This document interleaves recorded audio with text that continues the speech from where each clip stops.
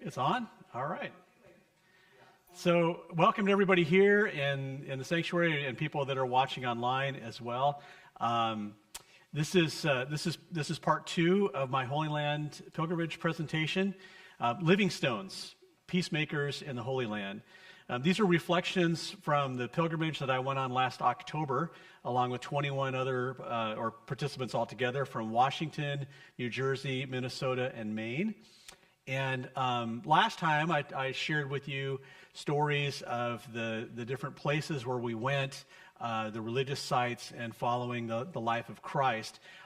Today, I'm going to share with you meetings with several of the peacemakers that we met with throughout the region. These are all people who are doing their best to work for peace and justice in the Holy Land.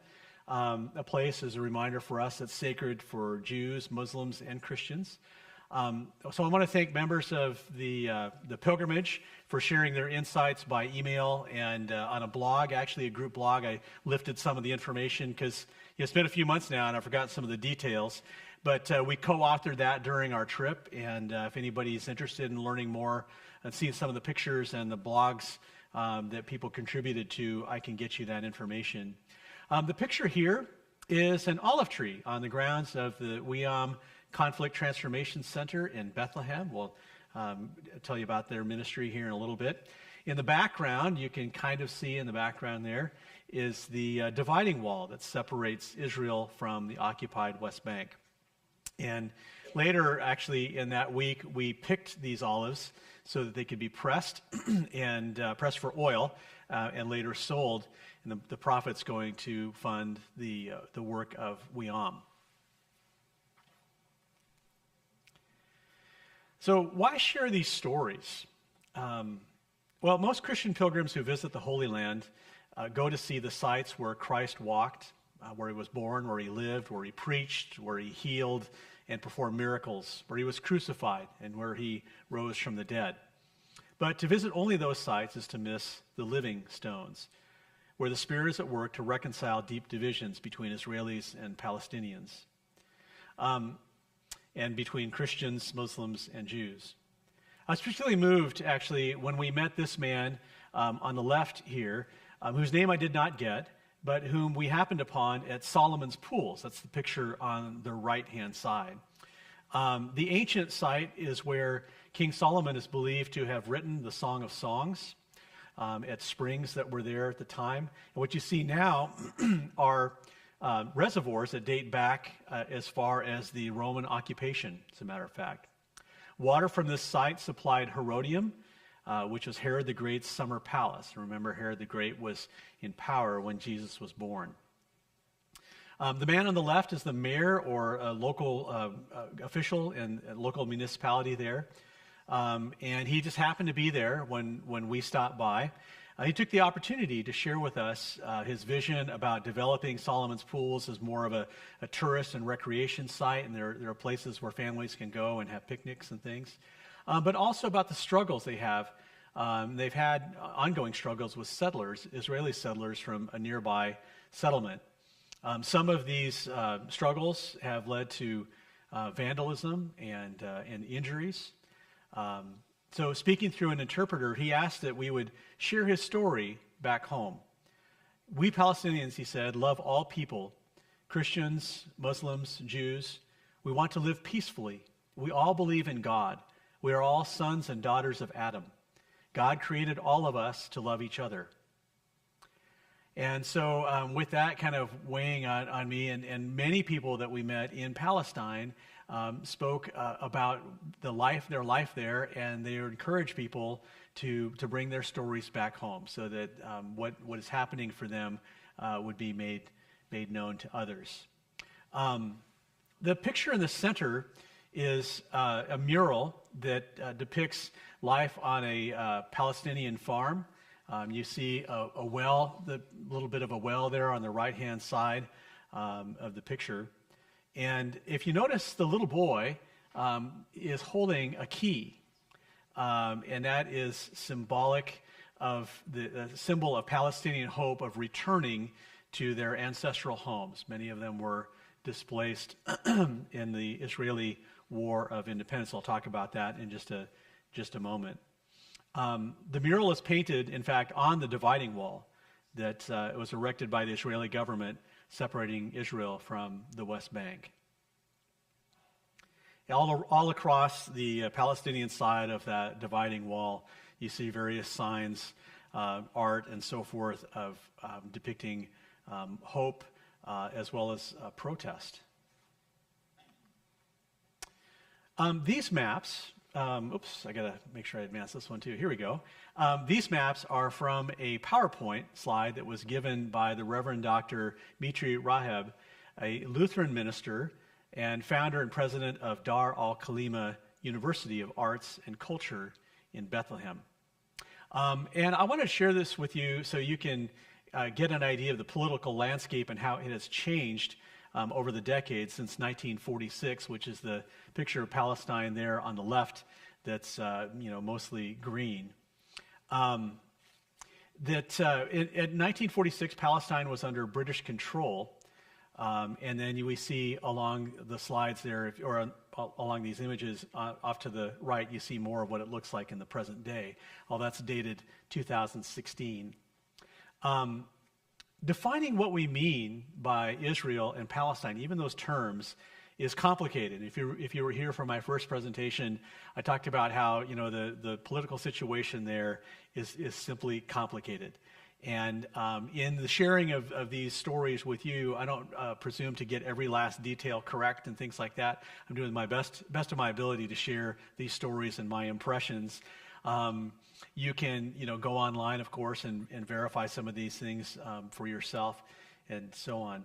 I meant to bring, by the way, a book that I'd referenced before, a Paragon, and there's a chapter in there, and it's sitting on my table at home, a chapter in there that really depicts what I'm talking about. It references a shooting where a girl was killed, a Palestinian girl was killed by Israeli border guards, and how that story was depicted across various media throughout the region. And there's a wide range of how that story is depicted. So again, things are complicated.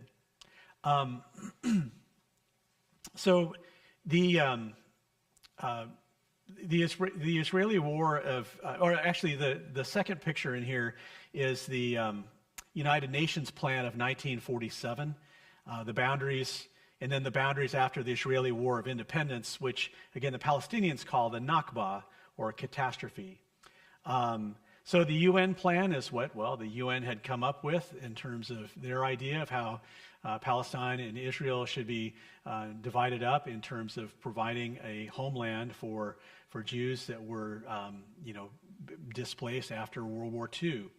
And but as soon as the British handed over, relinquished control, the Israelis and the Zionists, in particular, went to war basically to kind of create their own idea of what the land should look like. On the far right, you'll notice kind of more of a patchwork there in that shrinking area of green, the Palestinian land. That's because much of those white spots are now under Israeli control. Many of those places include Israeli settlements in the West Bank, which according to international law actually are illegal. The map on the right then shows how these Israeli settlements have made the West Bank resemble kind of Swiss cheese, as a matter of fact. And then that green patch that you see along the Mediterranean Sea is the Gaza Strip. Just looking at these maps, it's not hard to imagine why the roots of conflict run so deep in the Holy Land. I'll share with you a little bit about Dar al-Khalima University. Dr. Raheb, as he's shown there in the lower left, shared a personal story about the power of the arts. It was during the siege of Bethlehem in the early 2000s, siege by the Israeli Defense Forces. The community was locked down and under curfew. And one day his family rushed to get home before the start of curfew. The curfew had been 3 hours, in which time the people could go out and do their shopping and things like that, and that time had been shortened to 2, and so they were particularly rushed. As the family was rushing to get home before the start of curfew, an Israeli soldier shot at his little girl. The bullet whizzed by her, and for hours afterward, she was unable to speak, despite what the best efforts of Dr. Reb and his wife. Finally, she picked up crayons and she began to draw. What she drew was a picture of a bullet as large as herself. Through her drawing, she was able to communicate her feelings and to calm herself. Dr. Reb is convinced that the arts are vitally important for the nourishment of the soul and can create opportunities for Palestinians. He also shared with us a story of Hanin Wash, a Dar al-Kalima student from a Bedouin village in the West Bank, a village that had no electricity until they received a gift of solar panels from some friends in the Netherlands. The gift allowed them, Hanim and other students, to study at night, for instance, but the solar panels were stolen by Israeli soldiers. However, when this happened, Hanin and members of the Women's Council in her village hired a lawyer, and they filed suit in Israeli court. And they prevailed, and I would think that this is one of the rare instances of Palestinians prevailing in Israeli court, but they prevailed and the panels were replaced, which is a wonderful story of empowerment, right, and justice. Dr. Rehab speaks around the world, by the way, on behalf of his school. He speaks for justice for Palestine, and his university is the only one like it in the West Bank.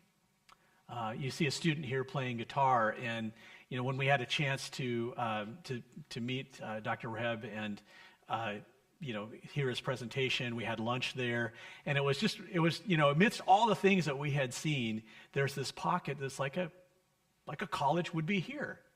These students gathering together, having lunch and enjoying one another in this wonderful courtyard just off to the back of where the picture was taken from. Yeah, there's a ping pong table set up, and there were students that were kind of lounging around and enjoying one another during their lunch break.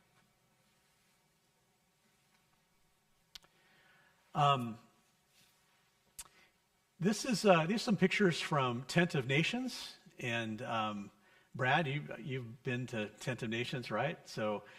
In fact, there might be some other spots, maybe. I don't know, other people. You have to let me know if there are any. Sat in that same room. You sat in the same room, yeah. Which is actually a what? Do you remember? No, it's underground. Yeah, it's underground. It's basically like a big cave. Yeah. In 1991, Israel declared that the Nasser family farm, and this is Daoud Nasser, one of the Nasser children, here in the foreground on the left. They declared the Nasser family farm state land, beginning a legal struggle for the land that continues to this day. Again, that was 1991 that this all started. Their legal case has faced countless setbacks and random hurdles set forth by the Israeli government, and many delays over the years, all designed, one would conclude, to get the Nassers to back down from their claim and or to exhaust their resources in legal fees. Once, for instance, the Nassers appeared for a hearing with witnesses who could vouch for the family's ownership of the 100-acre farm. And that was something that was required by the court. 50 witnesses they had with them.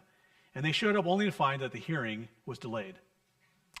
One tactic the Israelis use is to hide court summonses under rocks or in bushes on the property. And I'd read about this before, and to hear that firsthand from Daoud was just heartbreaking, making it nearly impossible for family members to find. So you can imagine if you had something from a court here in the United States, that might get sent to you by registered mail or something, right? And you have to sign for it and that sort of thing. In the West Bank, they might just take it and intentionally hide it under a rock, and you're still responsible for whatever was in that notice. Their story is not alone in that. The Nassers have faced threats of violence and vandalism by armed settlers. They've been physically assaulted and had orchards and grapevines burned or bulldozed, all without recourse to the perpetrators. But throughout this ordeal, the Nassers purposely refuse to be enemies or victims. They rely on their Christian faith to remain committed to nonviolent resistance. And they regularly host people from around the world at Tent of Nations, where they can stay on the farm, they can work the land, and study the conflict. Dawood said, we refuse to hate. All people were created in God's image and not to hate.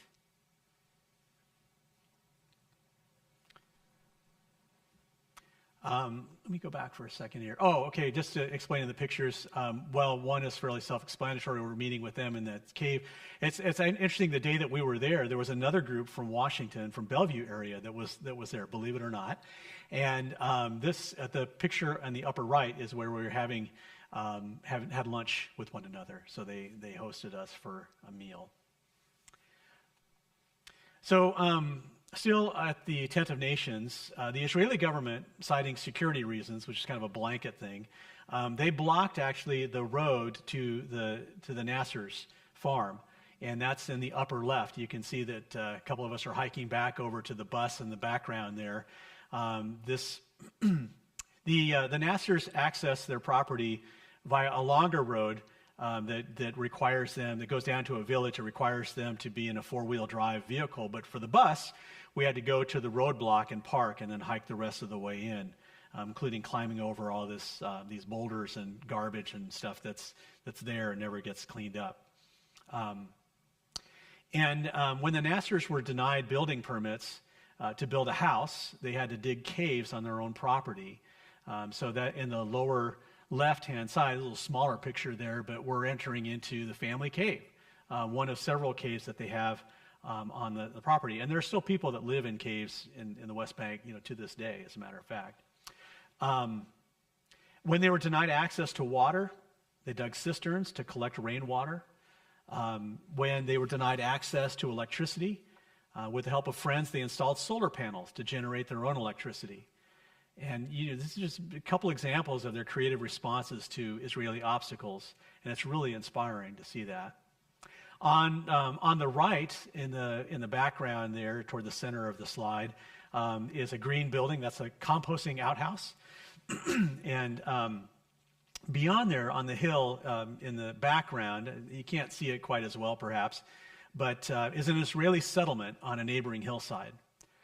Israel uses a number of tactics to seize Palestinian land, by the way, including the enforcement of laws that date back to the Ottoman Empire, that, for instance, land ownership reverts to the state if it's not been processed or tilled for a certain period of time. Also there are settlers, Israeli settlers can squat in places in the West Bank, and the Israeli military has to protect them. And so all of a sudden you can see where some of these settlements and things kind of spring up. What really jarred me about this, it was a gorgeous day. Their property is on this top of this hill, this beautiful space, and you can see why the Israeli government wants it to build another settlement. Because off on this other neighboring hillside, you can see these gleaming new buildings, and you can hear the beep, beep, beep of construction vehicles and things as they're building, I think, a school and other things, modern things that you would expect to see here, for instance, and you contrast that with all the things that the Nassers are doing just to be able to maintain their property, and so on.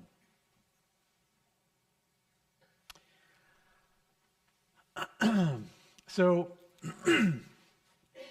one group of Palestinians and Israelis working together to end the occupation is the Parents Circle.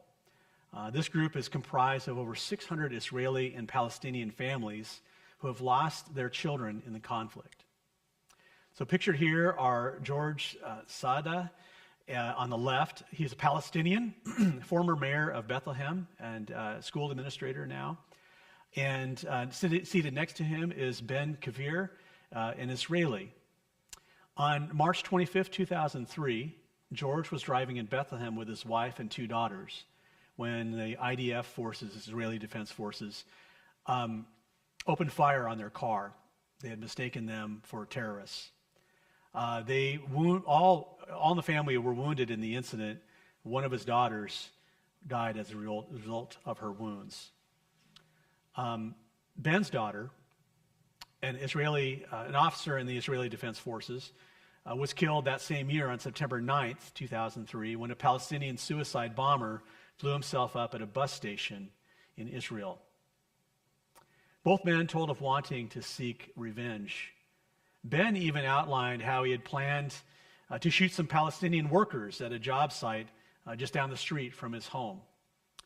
He had it all set out with a gun and all these kinds of things that he was going to do. When a child dies in the conflict, the parents' circle reaches out to grieving families and offers them an invitation to channel their pain toward the hope of reconciliation. Of course, not everybody says yes to the invitation. But members travel in pairs, and they go and they share their stories wherever they're invited. Imagine they share the story of their children's death again and again and again for the hope that it brings reconciliation. Ben made an excellent point that peace normally comes from the top leaders down, but the process of reconciliation goes from the bottom up, and that is their belief. Each shared statements that a member of our group recorded on our blog. George said, "The wall in the head is the problem, not the cement wall," referring to the dividing wall. And Ben urged us to be pro-peace, not pro-Israel, and not pro-Palestine, but pro-peace. One story that they share, one of the things that they do in addition to going around and speaking, they offer different workshops and things to help bring reconciliation, and they have programs to bring young people together. And they were sharing how there was a group of Palestinian kids that were traveling in another part of Israel, and they couldn't make their bus to go back home, and they were afraid that something might happen to them, because Palestinians, even that are Jewish citizens, or Israeli citizens, should say, face discrimination, and they were concerned about something that might happen to them, and one of the students contacted somebody in the town where they were, who was Jewish, and happened to have been in this program together, and they said, "Oh, well, just come and stay with us." And so they had a safe place to stay for the night before they went back home. So building little bridges like this. Speaking of the wall, by the way, on the right, you see a sign, and it says here that in Arabic, in Israeli, or in Hebrew, and in English, this road leads to Area A under Palestinian Authority. The entrance for Israeli citizens is forbidden, dangerous to your lives, and is against the Israeli law. Ben would have passed a sign like this traveling into Bethlehem, where he met with our group in the West Bank. So technically, just to see us, he was breaking the law.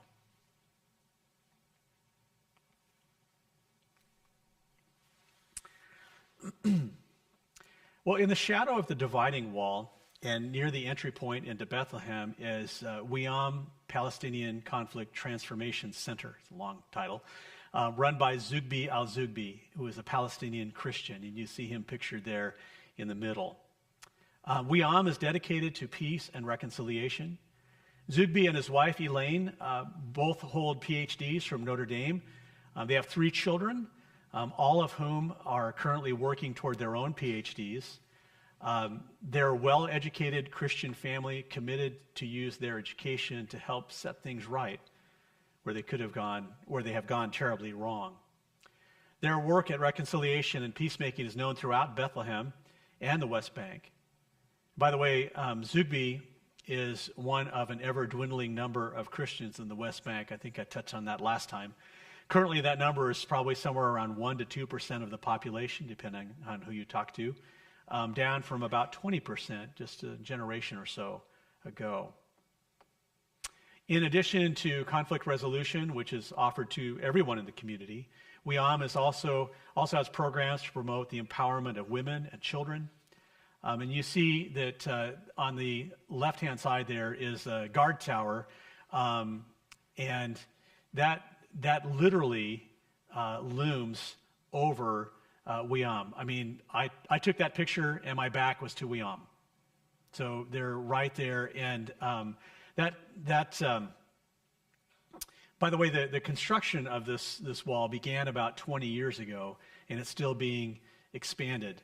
It's a constant reminder of the ongoing occupation and conflict. and another picture of me with some kind of protest art on the wall, and depiction of which you can't quite see, depiction of an Israeli soldier with a jack-o'-lantern head, but on the side you see to my left there's a backpack with a halo over it and no body, representing a child that had been killed in conflict.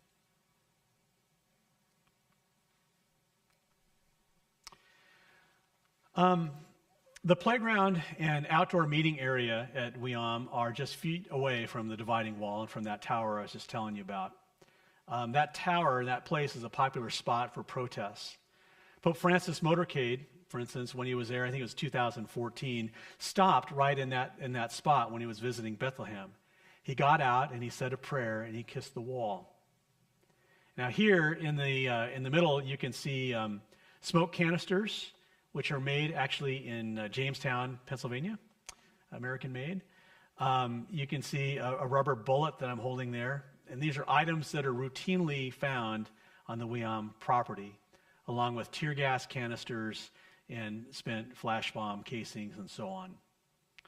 Imagine kids playing in that playground right there, just in the shadow of the wall. And you can't quite see unless you're up a little closer, but on the very top right-hand corner, there's a little dark thing sticking up, and that shoots skunk water out. And you can imagine it's probably just as nasty as it sounds. It's part of a crowd control setup. Weam is not far from the Ida refugee camp, and that has the notoriety of being the most tear gas place in the world. In fact, the day that we visited there to see another ministry or program, the day we visited was the day after there had been some sort of incident in that camp, and tear gas canisters were fired. There was a kid actually kicking something down the road, just like you would kick, a can or something, and it was a spent tear gas canister.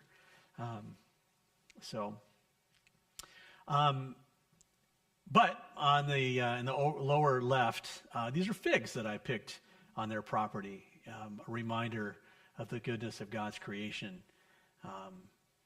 The awning or tarp, I guess, whatever you call that, netting that's over the top of the outdoor meeting area, actually had a couple spots in it where something had burned through a little bit, Again, maybe a spent canister, still hot, had landed on top of it. And they have a little collection thing that, they collect these items, but it doesn't, literally, they're there. I just kind of wandered around. It's almost like if you're looking for Easter eggs, and you can find them that are there. That happens so routinely, sadly enough.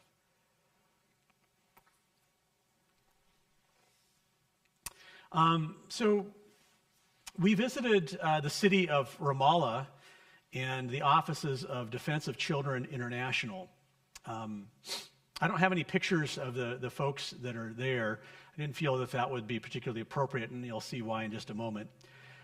Defense of Children International advocates on behalf of the 500 to 700 Palestinian children ages 12 to 18 who are arrested each year and detained under Israeli martial law, often without charge. It's really routine. The various Palestinian men that we met that were working with our group, once we got to hear them talking a little bit, we learned that for them to be detained is pretty routine. Zugby himself had been detained over a dozen times just for questioning and or just to be just to get rattled and that sort of thing. But children are routinely arrested, as we heard, in the middle of the night under extreme duress. They're separated from their family. They have no access to legal counsel. Defense of Children International works on their behalf, but recently was declared a terrorist organization by the Israeli government. Now, DCI, at the time we were there, they had not received any documentation, any validation for the government's claim, so you can kind of take it as it is. The image on the right-hand side is one of their offices that was raided. they had another floor up above, which is where we met, and everything was really cramped because you had everybody that had been in 2 floors now all working in this one smaller area. But the office had been raided, and I think this happened actually last year. Their computers and files were confiscated by the government. And for good measure, the government welded the doors shut, denying DCI access to the space. And there was another aid organization in the same building. There was another door I took a picture of. But yeah, that's welded shut, so they can't get back in there.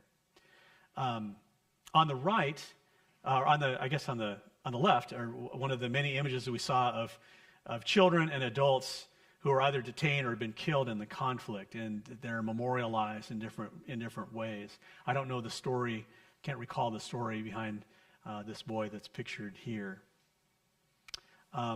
DCI faces an uphill battle, but they continue to advocate for the humane treatment of Palestinian children held by the Israeli government.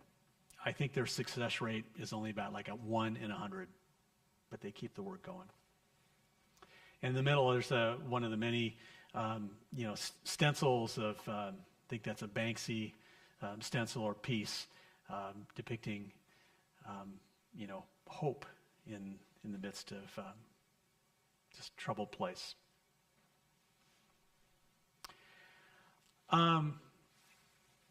This is a picture of Abuna Firas Kuri Diab. He's a Melkite Catholic priest from Zabda in Palestine. We were unable to visit Father Diab near his home because there were tensions in that area when we were there, so we had to change our plans. But we did meet up with him in Nazareth, in the north of Israel, at the Basilica of the Annunciation. Abuna Diab told us this: when Scripture calls us to pray for the peace of Jerusalem, it's not just for Jews that God wants us to pray, but for Palestinians whose faith traces back to the time of a Palestinian Jew named Jesus. And he reminds us that Jesus never said a word about God as a real estate agent giving all the land to the Jewish people, but said a lot about loving one's neighbor and bringing relief to all those who are oppressed under a heavy burden of occupation. And he said a lot about being a holy people, caring for the last and the least, the disenfranchised and the marginalized, as most Palestinians experience today. With Abuna Diab is our leader, Joan, who had worked actually for Abuna Elias Shakur. We'll see a picture of him later. Had worked a number of years with him organizing trips like this.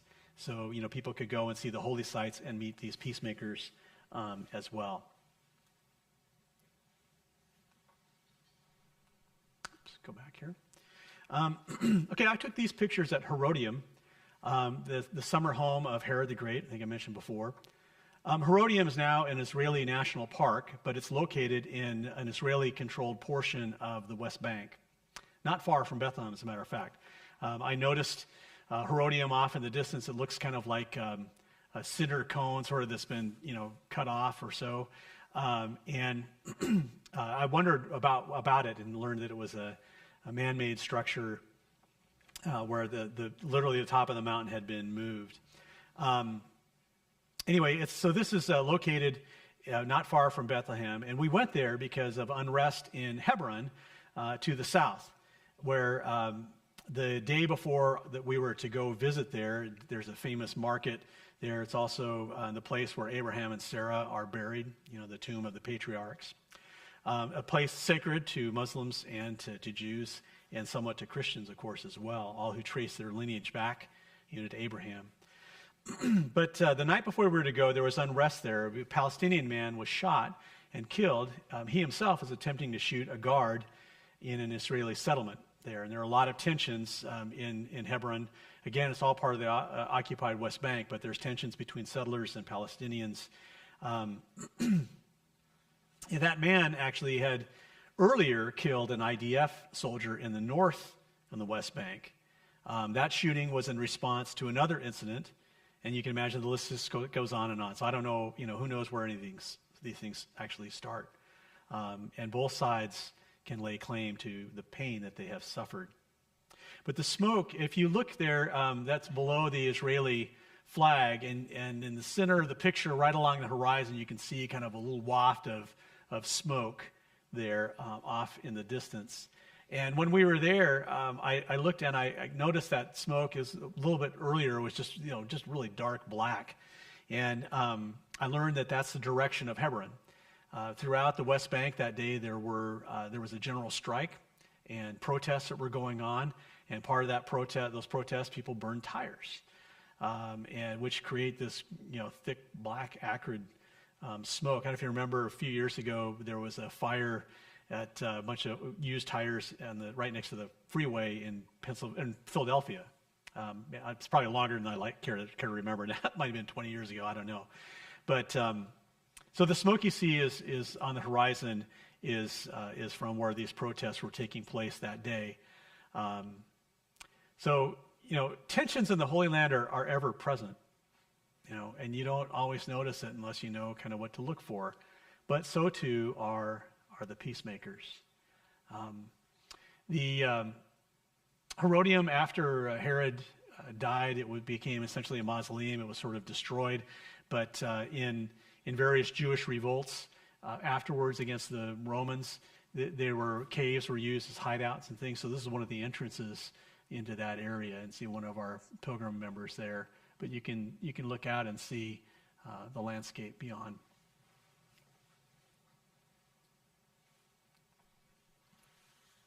This is Archbishop Elias Shakur, and this is at the Church of the Beatitudes in Ibilin, Israel, the north of Israel, a predominantly Palestinian or Muslim community. But Palestinian, I should say. There's Muslims and Christians there. Abuna Shakur has dedicated his life to seeking peace between Israelis and Palestinians. And this is despite the fact that his village of Biram was destroyed by the IDF in 1953. And as I mentioned, I think in a sermon back in November or so, he and the people of his village looked on from a nearby hillside and saw the bombing of their town. They were on their way back to return. They had won a court order, and the military stepped in and destroyed it. And still, he told us this: remember what the angel said to the women disciples of Jesus who came to the empty tomb. They asked, "Why do you seek the living among the dead? He's not here. He is risen." And yet he says Christian tourists from America and elsewhere continue to come looking for Jesus in the ancient stones. But he's not there. He's risen, and his risen presence is in the living stones. And that gives me hope. He's really getting on in years. He's retired, but he still lives on the grounds there in a home right next to the church and the Mar Elias school that he founded that is open. It's really I don't know about world-class education, but it's one of the better schools in all of Israel, actually, and really training the next generation of leaders. I think I might have shared the story that when he had heart problems, he was hospitalized, and it turns out a number of the doctors working on him, unbeknownst to him until later, were Mar Elias graduates. So yeah, very high. They value education and kind of putting that to work.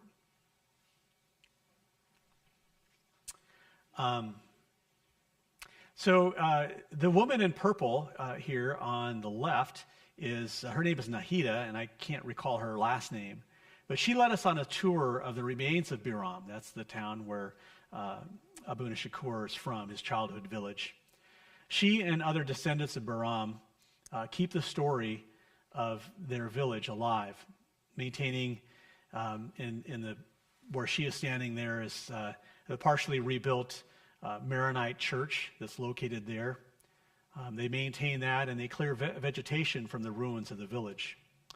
The ruins of the village, by the way, are near the ruins of a 4th or 5th century synagogue, which is now part of the Israeli National Park System. And a brochure for the park reads, quote, Maronite Christians resided in Biram until their evacuation during the 1948 War of Independence. That doesn't exactly tell the whole story, does it? It's up to people like Nahida to tell the world the rest of the story. They're people. It's quite moving to walk around through these ruins, and it's hard to imagine that they're still there. And 1953 is not all that long ago.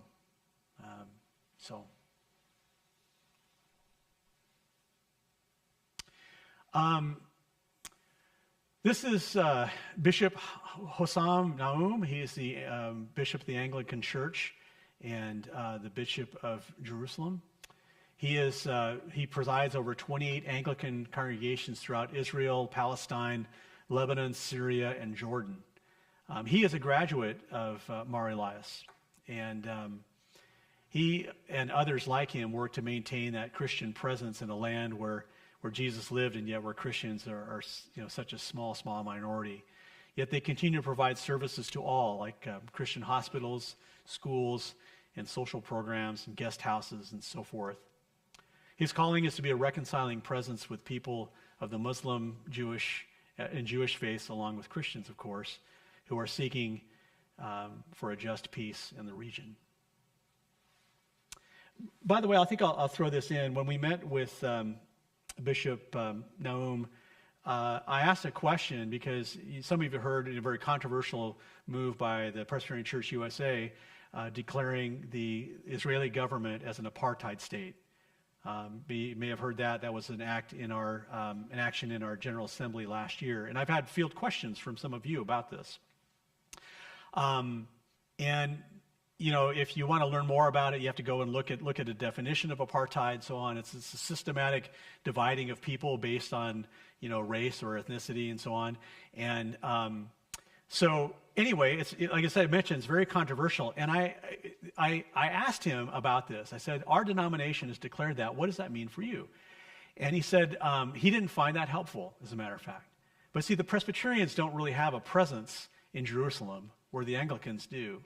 And so he said, we don't find that particularly helpful because we live here, we have to minister here, and we want to maintain relationships even as we kind of push against some of these policies.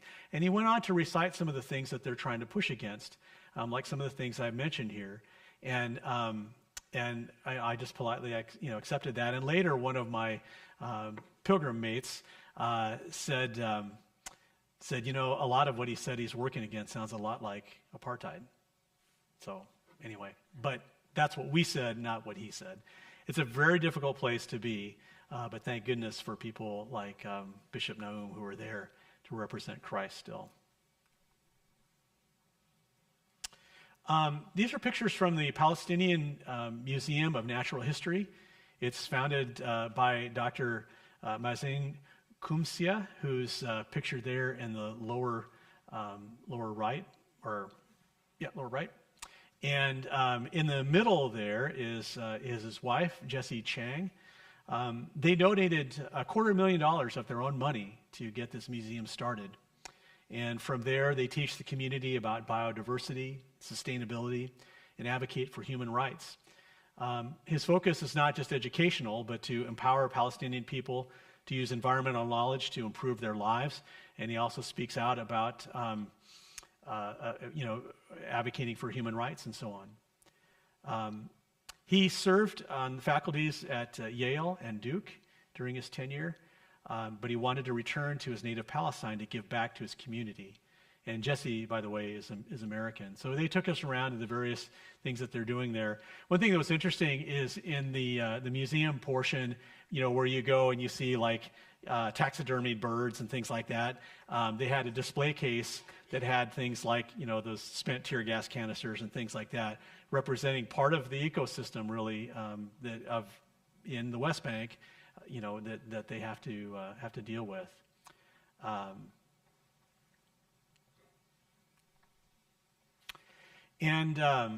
This is Abdel Fattah Abu Sroor, who is director of the Al Rawad Culture and Arts Center in the Ida refugee camp that I mentioned before in Bethlehem, not far from Wiam. Ab Sroor actually grew up in the refugee camp and attended Bethlehem University before he headed off to France, where he earned a PhD in wildlife biology. But he felt a call to help his family, or help the people of his hometown, this refugee camp. So he went back and he founded El Ruad, where they provide programs for children in the arts and media and education. And for adults, they have programs in the areas of health, vocational training, and the empowerment of women. He takes groups of students around the world to perform and to share a little bit of their story. So you can see graffiti there, to welcoming people to the Aida camp, and that little green space of turf was the only open space that we saw there. I can't remember the stats that I shared with you, I think last time, but it's a super crowded place. You imagine it was meant to be a refugee camp, so at one time there were people probably in tents and things, and then structures went up, and over time, they just kind of keep building up and up and up, and so the streets are really narrow and so on. It's a very high density place, a lot of poverty and unemployment and so on. A lot of the people actually there still under UN assistance, but that little play area there, that soccer field, is not part of Al Rawad, but not far from it. And this, in conclusion, I have a couple pictures I think that to me reflect a little bit of hope. Peace in the Holy Land may seem far away and even impossible. And as sad as some of these stories are that I've shared with you today, I still have hope. And I saw that in the eyes of the peacemakers that we met and in the students like these at Mar Elias School, that school founded by Abuna Shakur. And it helps to know that the same Jesus who walked on the same waters that you see on the left, the Sea of Galilee, that he still speaks, he still inspires, and still empowers people to continue his work of reconciliation. Our hope will rest in the Holy Land, in the Lord, rather. Our hope will rest in the Lord, who is preparing an emerging generation of leaders. But I feel like time is kind of running out at the same time, because it mentioned the dividing wall, and construction of that started 20 years ago, and it continues on. And it's dividing communities. It's just kind of going up, it's right down roads and things like that, separating places, where people can work and so on, making life much, much more difficult. And these children have all grown up with some portion of that dividing wall in place. When I went there in 1989, it didn't exist at all. But there was a result of the second Intifada, which is a whole another story. But that wall started to go up. And of course, the Israelis will say that that's for security, and that be all that as it may. 20 years or so, in 20 plus years in the experiment, I guess they can kind of look back and say, is this really working? And maybe there's got to be another way. But these kids have grown up with that wall in place, and my hope is, same as my fear, my hope is that they would be able to overcome that. But my fear is that they might not. That the memory of what life was like before would be lost. But may God take these living stones and create a home for lasting peace in the Holy Land. So that's what I have. I want to see if there's any questions or comments. I can go back to any of these slides. This is, by the way, we met with more people. We met with officials from the United Nations. We met with a woman in Nazareth who was just an amazing person. She's started a daycare there, this big daycare with a great vision for moms. She was a member of the Israeli Knesset at one point. She's an activist, an author, speaker. And there are others that we met that were doing great work, but I can only had time to share some. But yeah, any questions or comments?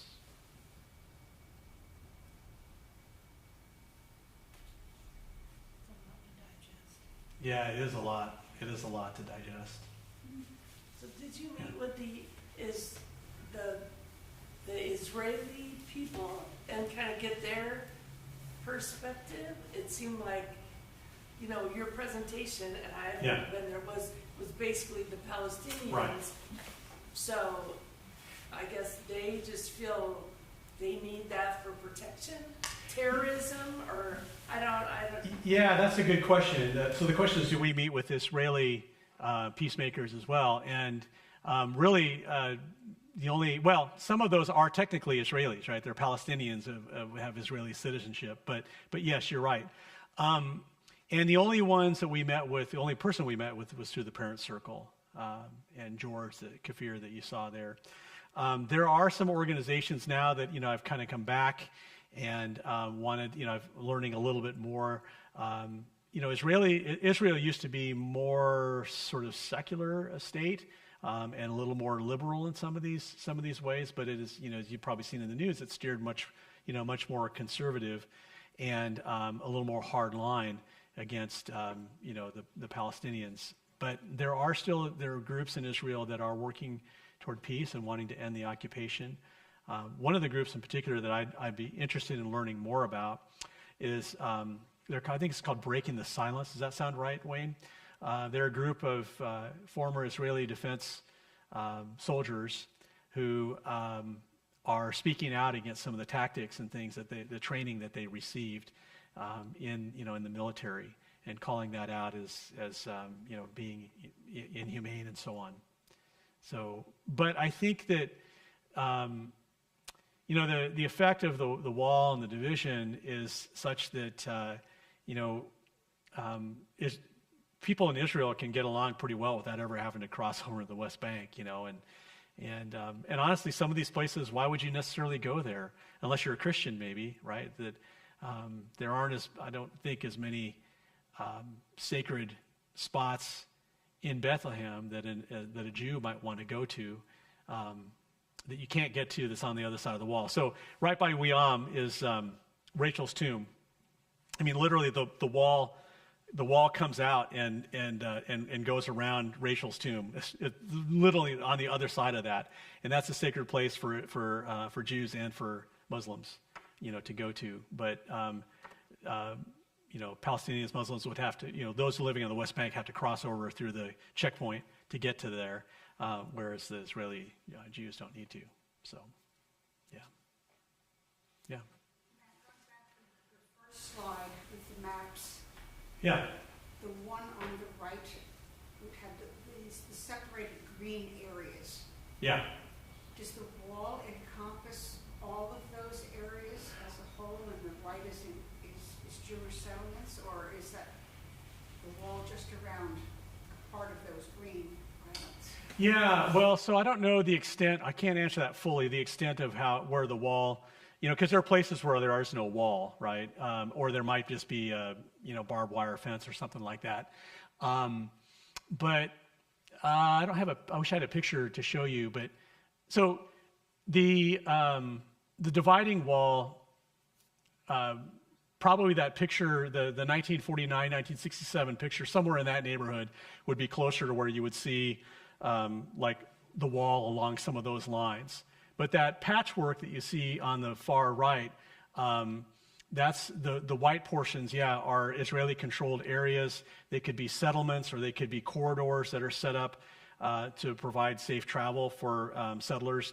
So there are tunnels that go under Palestinian towns, so that they don't have to drive through, so they can, it's like a high speed, they can, travel quickly to and from the West Bank into like places like Jerusalem.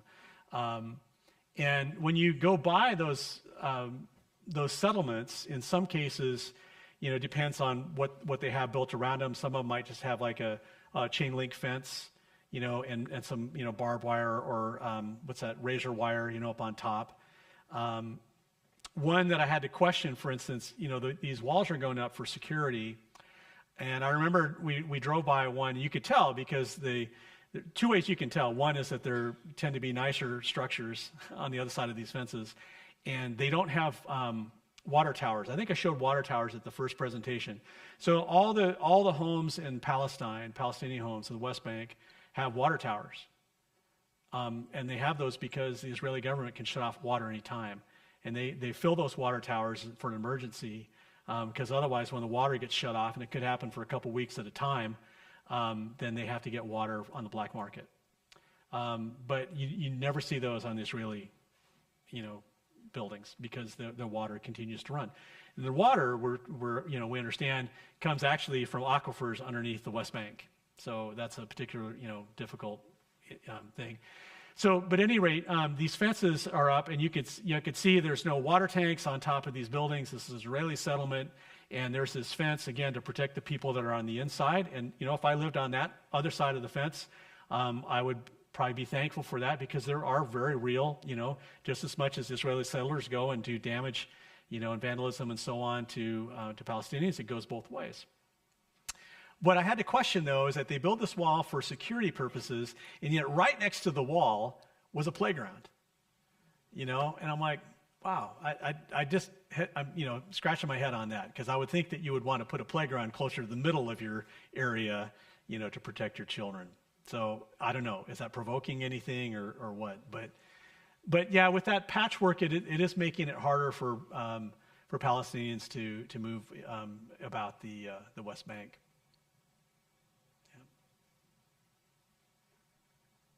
Yeah. Any other questions? I wish I could get into some of the details too of what's happening on the Gaza Strip, because the situation there is really quite dire. And, there's very limited movement there. There's much more movement because of commerce and things in and out of the West Bank. But the Gaza Strip is more isolated and, high unemployment, poverty. We met with a UN official that was sharing some of this news with us, and it was particularly dire. Yeah.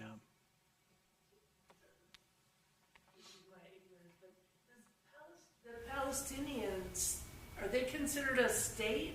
Do they have a government? Or are they just, now they're just a people who are in a foreign land, who it was their land originally? Do they have, it doesn't seem like they have any rights, or are they just stuck there? Well, I don't think they have particularly any rights. So the question is, are they a state, and what does that mean for rights? Yeah, they have a provisional government. Yeah, and but they're under Israeli occupation, and so they have very limited control and sovereignty, in their own areas. One thing I noticed, for instance, is I don't think I saw one stoplight in the West Bank, and I'm sure if there are some somewhere, maybe a handful, but you imagine what that does for traffic. No stoplights, and they can't put them up. That's the Israeli government makes the call on that kind of stuff. Now, I'm not saying that if they could, they'd put them up all over. I don't know exactly, but it just stood out to me because you go over to Jerusalem, and the Israeli portion, right, of Jerusalem, and there are stoplights and modern conveniences and things like that. Yeah. I think it's the Hamas that is in the Gaza Strip. Yeah, I think you're right. Hamas, and it's the Palestinian Authority that governs the West Bank. They're two separate. I think you're right. Yeah. So, and it's really, if you go and you look at some of the history of the area, some of the leaders in Israel, and in the early days, at one point they were members of what were deemed terrorist organizations. Some of these Zionist groups, groups on either side that advocated for armed violence and resistance and things. So it's complicated, right? I think I'll stay for more, but we'll wrap up the feed here, and let me just close with a word of prayer, and thank you guys for running things up there for us. So really appreciate that. Now let's pray. Lord, I ask that you would continue the work of hope among the various peacemakers that we were introduced to today, that you would equip them and equip the people of the Holy Land to seek peace and reconciliation. I think everybody wants to be safe, and they have different ways that they envision what that safety would look like. But I wonder what safety would look like if people could actually talk to one another and work through some things. It seems impossible, God, but nothing is impossible for you. And so we close our time together in the hope of the peace that we find in you. In Jesus' name we pray. Amen. Thanks, everybody.